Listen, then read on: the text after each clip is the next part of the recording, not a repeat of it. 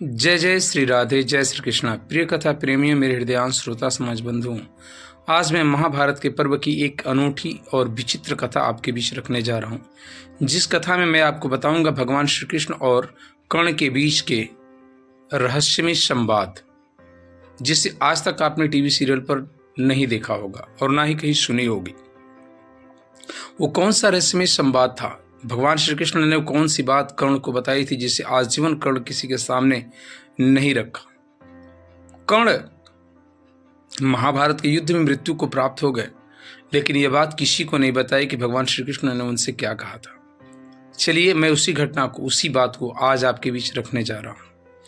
इससे पहले यदि आप हमारे चैनल पर नए हैं तो प्लीज चैनल को सब्सक्राइब कर लीजिएगा और बेल नोटिफिकेशन को प्रेस कर लीजिएगा, ताकि मेरी आने वाली नई वीडियोस का नोटिफिकेशन आप तक पहुंचता रहे, ऐसी रहस्यमय कथाओं के साथ। चलिए मैं कथा शुरू करता हूं। जब महाभारत का युद्ध अभी निश्चित नहीं किया गया था और भगवान श्री कृष्ण हस्तिनापुर गए थे शांति दूत बन करके, लेकिन दुर्योधन ने भगवान श्री कृष्ण की एक नहीं मानी और भगवान श्री कृष्ण को मजबूर या बाध्य कर दिया कि आप वापस लौट जाइए पांडवों के पास। और तब भगवान श्री कृष्ण महाभारत जैसे भयानक युद्ध को लेकर के पांडवों की तरफ लौट रहे थे, तो रास्ते में महात्मा विदुर के यहाँ रुके थे कुछ समय तक, और महात्मा विदुर उनकी सेवा भक्ति में लीन थे। तभी वहाँ मिलने के लिए अनेक लोग आते रहे। उसमें एक ऐसे महारथी और ऐसे महान योद्धा का जिक्र आता है जो भगवान श्री कृष्ण से मिलने के लिए विदुर के घर पर पहुंचे थे। वो कौन थे? वो थे दानवीर कर्ण। कर्ण जब वहाँ पहुंचे तो द्वारपालों से बताया कि जाकर के विदुर जी को बताइए कि उनसे मिलने के लिए कोई है। जब द्वारपालों ने जाकर के महात्मा विदुर को सूचित किया कि उनसे कर्ण जैसे महान वीर मिलने आए हैं, तो विदुर ने कहा, कर्ण से कहिए कि आज मैं अपने अतिथि के सत्कार में हूँ, वो मुझसे महल में मिले, यदि वो मुझसे मिलना चाहते हैं तो।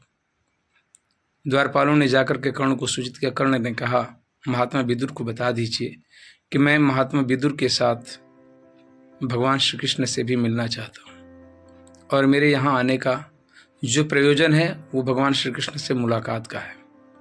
जब द्वारपालों ने यह बात विदुर जी को बताई तो भगवान श्री कृष्ण ने खुद कहा, कर्ण को आदर सत्कार के साथ मेरे पास लाया जाए।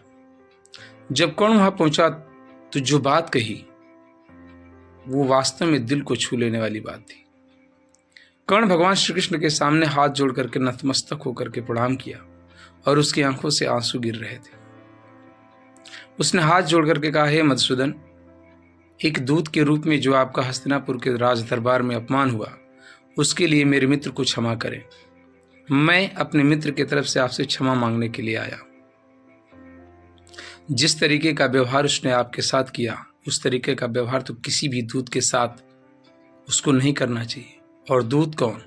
साक्षात ईश्वर जब दूत बन करके आया हूं तो ऐसा ख्याल भी सोचना महापाप है। लेकिन जो कुछ भी हो गया उसके लिए मैं अपने मित्र की तरफ से आपसे क्षमा प्रार्थी हूँ, आपसे क्षमा मांगने के लिए आया हूँ। मेरे दोस्त को, मेरे मित्र को आप क्षमा करें। भगवान श्री कृष्ण ने कहा, हे कर्ण, इस संसार में हर कोई व्यक्ति को तुम्हारे जैसा कोई दोस्त दे। दोस्त हो तो ऐसा, मित्र हो तो ऐसा कर्ण जैसा, जो इतने बड़े महापाप जैसे व्यवहार के बाद भी, दुराचार के बाद भी अपने दोस्त की भलाई के लिए मेरे पास क्षमा मांगने के लिए आ गया। कर्ण, तुम्हारी महानता को मैं स्वीकार कर लूँगा और तुम्हारी ये जो इच्छा है कि मैं दुर्योधन को माफ़ कर दूँ तो उससे माफ़ भी कर दूँगा, लेकिन मेरी दो शर्त है। ये दो शर्त सुनकर के अंगराज कर्ण ने कहा, हे राज श्री, हे भगवान श्री कृष्ण, हे मधुसूदन, यदि आप मुझसे कहें तो मैं आपको अंगराज प्रदेश दान में दे दूंगा, आपका हो जाएगा। आप मेरे प्राण मांगे तो मैं इसी क्षण आपको दे दूंगा।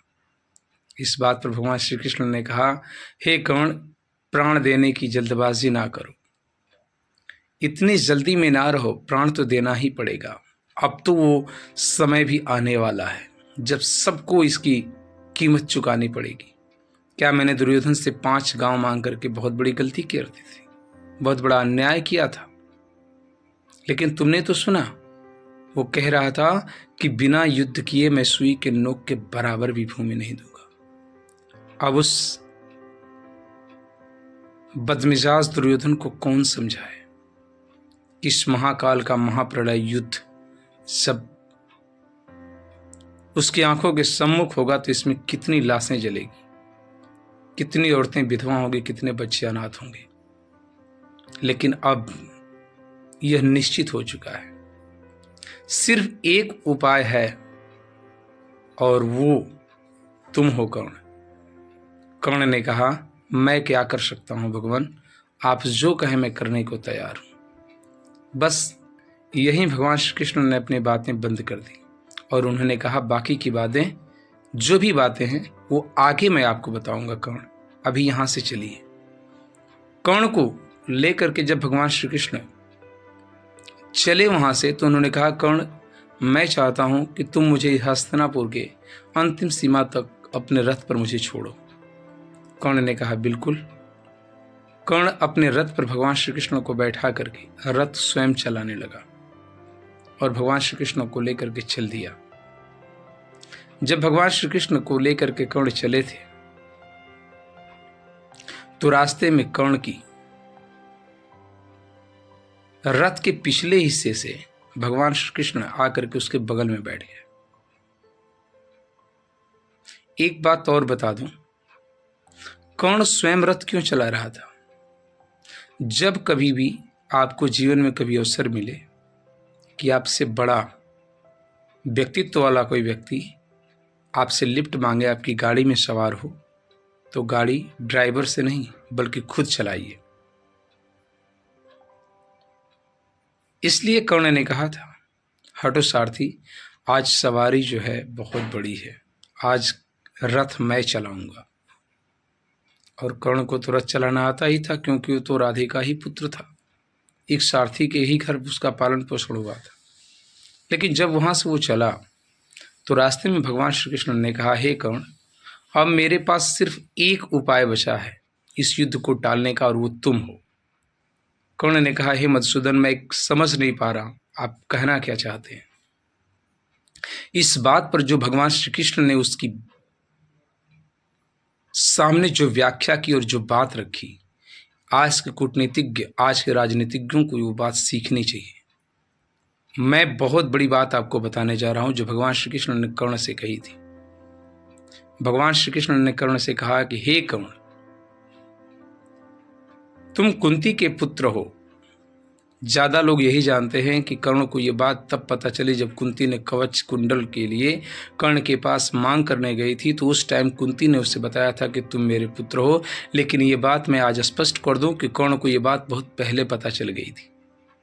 महाभारत का युद्ध भी नहीं हुआ था, आज के ही दिन जब भगवान श्री कृष्ण को लेकर के कर्ण आगे बढ़ रहा था हस्तिनापुर की सीमा से दूर, तो उसी समय भगवान श्री कृष्ण ने रथ पर बैठे हुए कर्ण को यह बात बता दी थी। और कर्ण ने यह बात कभी नहीं खोली कि भगवान श्री कृष्ण ने मेरे बारे इतनी बड़ी सच्चाई मुझे बताई। भगवान श्री कृष्ण ने कहा, हे कर्ण, तुम कुंती के बड़े पुत्र हो, सबसे बड़े पुत्र। आश्चर्यचकित भाव से कर्ण ने कृष्ण की तरफ देखा और कहा, हे मधुसूदन, आप ये क्या कह रहे हैं?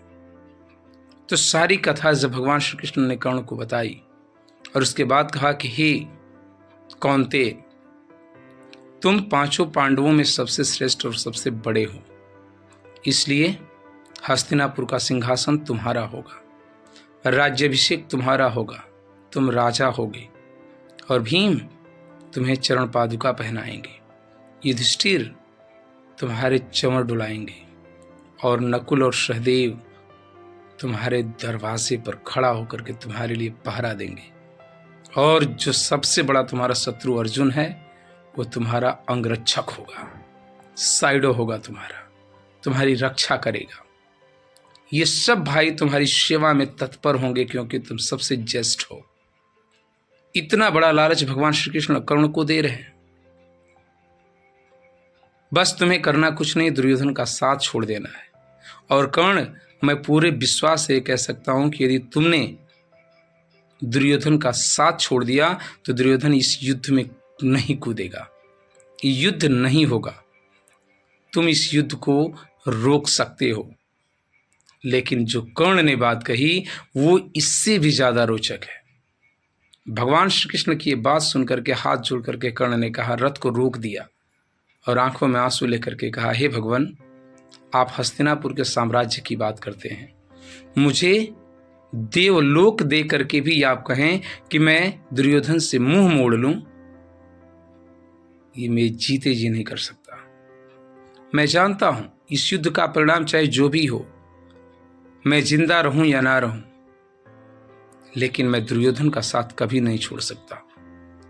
क्योंकि जब सारी दुनिया मुझे छोड़ दी थी, जब कोई मेरे साथ नहीं था, तो उस समय मेरे दोस्त दुर्योधन ने मेरा साथ दिया था और ये मेरा जीवन कर्ण का ऋणी है। हे मधुसूदन, मैं आपसे प्रार्थना करता हूं कि आप मुझे इस काम के लिए विवश ना करें। मैं ये कतई कर नहीं सकता, चाहे मैं जिंदा रहूं या ना रहूं। इस बात पर भगवान श्री कृष्ण ने कहा, हे कर्ण, ये तुम्हारी इच्छा है, मैं किसी को बाध्य नहीं कर सकता। इसके बाद आप जानते ही हैं, भगवान श्री कृष्ण ने कुंती को उसके पास भेजा था कर्ण से कवच कुंडल दान मांगने के लिए, और कुंती ने भी कर्ण से वचन लिया था। कर्ण ने कहा था, हे माते, आपके 5 पुत्र तब भी जिंदा होंगे, चाहे युद्ध का परिणाम जो भी हो। मैं आपके 5 पुत्रों में से सिवाय अर्जुन के और किसी का वध नहीं करूंगा। और हुआ भी यही था। जैसा कि युद्ध के परिणाम स्वरूप आप जानते हैं कि 1 बार 2 बार नहीं, 4 पांडवों को कर्ण ने 5 बार सामने निशस्त्र करके छोड़ दिया था। उनका वध नहीं किया क्योंकि उसने वचन दे रखा था। इसलिए महारथी कर्ण के प्रति उसकी उदारता और उसके निष्ठा के प्रति मेरा भी हृदय सम्मान और आदर के लिए भर जाता है। कर्ण कोई मामूली व्यक्ति नहीं थे। अंततः सबको पता है कि श्राप के कारण रथ का पहिया धंसा, धनुष विद्या की जितनी मंत्र उच्चारण शक्ति थी वो सारी चीजें भूल गए और अंततः निशस्त्र कर्ण के ऊपर भगवान श्री कृष्ण के कहने पर अर्जुन ने बाण चलाए और अंततः कर्ण का वध हुआ। तो ये कथा आपको कैसी लगी? यदि अच्छी लगी हो तो प्लीज़ लाइक करें और दोस्तों में शेयर करें। और आपको ये कथा कैसी लगी कमेंट बॉक्स में 2 शब्द जरूर लिखें।